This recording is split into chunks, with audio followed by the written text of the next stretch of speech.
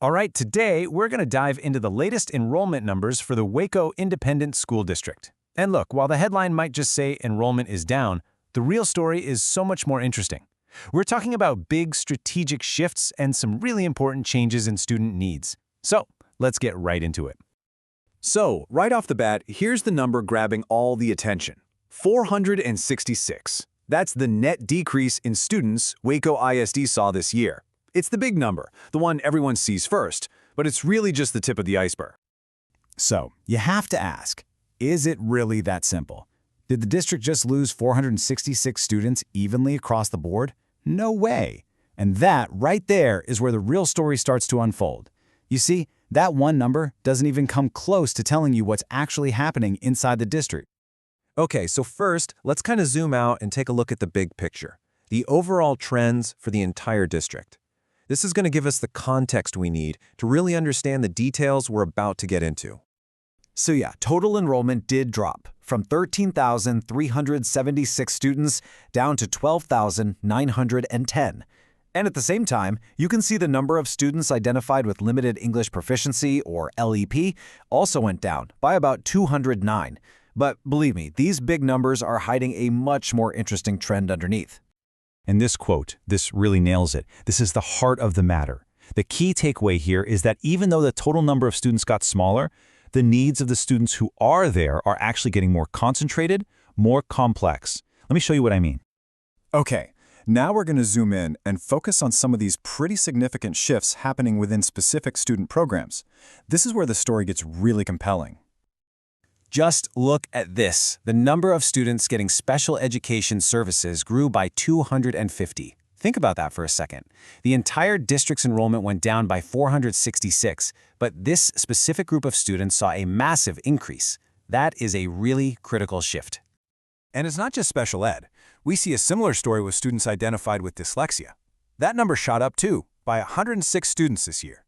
What this really points to is the district getting much better at identifying and hopefully serving students with these very specific learning needs. But in contrast to all that, the number of students with limited English proficiency actually went down by a pretty notable 209. So you've got some needs that are growing fast and others that are shrinking.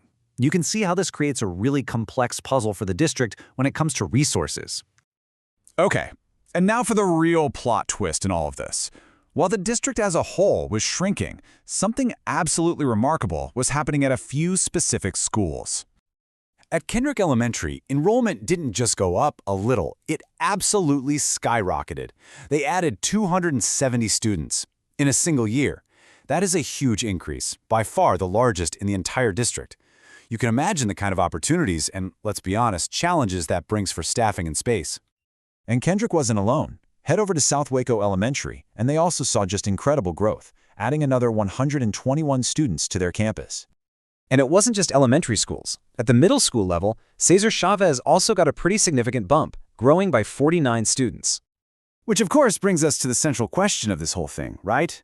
How on earth is it possible that the district loses over 400 students, but at the same time, these specific schools are experiencing what you can only call explosive growth? Well, I'll tell you this, it was no accident. It turns out this was all part of the plan.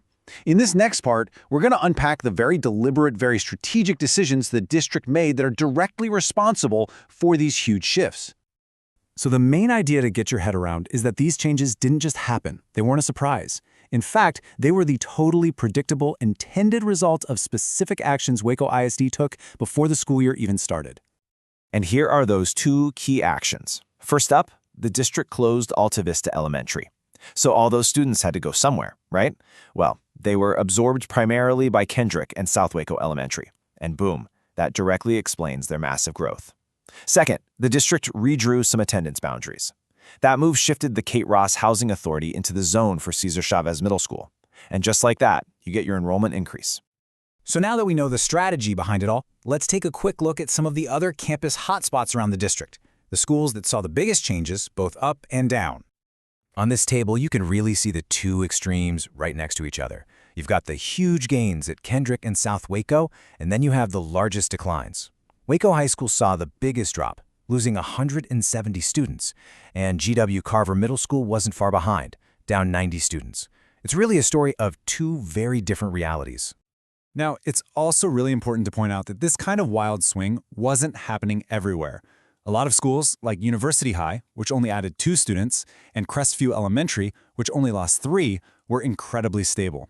And that really just highlights how targeted and specific these bigger changes actually were.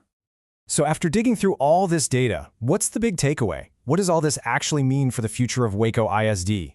Let's try to wrap it all up. Here's the whole story in 3 simple steps. 1. The district as a whole is smaller. 2. But within that smaller district, the need for specialized services, especially like special education, is growing. And 3, and this is the most important part, these shifts are not random. They are the direct result of deliberate district strategies that are actively reshaping individual schools. At the end of the day, this story isn't just about losing students. It's a much more complex and, frankly, more intentional story about realignment, about moving students and resources around to try and meet the changing needs of the community. Which really just leaves us with one big, forward-looking question. These strategic moves have created a whole new reality for the district. You've got these pockets of explosive growth, other areas of decline, and this rising demand for specialized student services all at once. So the real challenge now is, how will Waco ISD manage all of that, the resources, the staffing, the school cultures, to meet this new, really complex balance? That is the question to watch.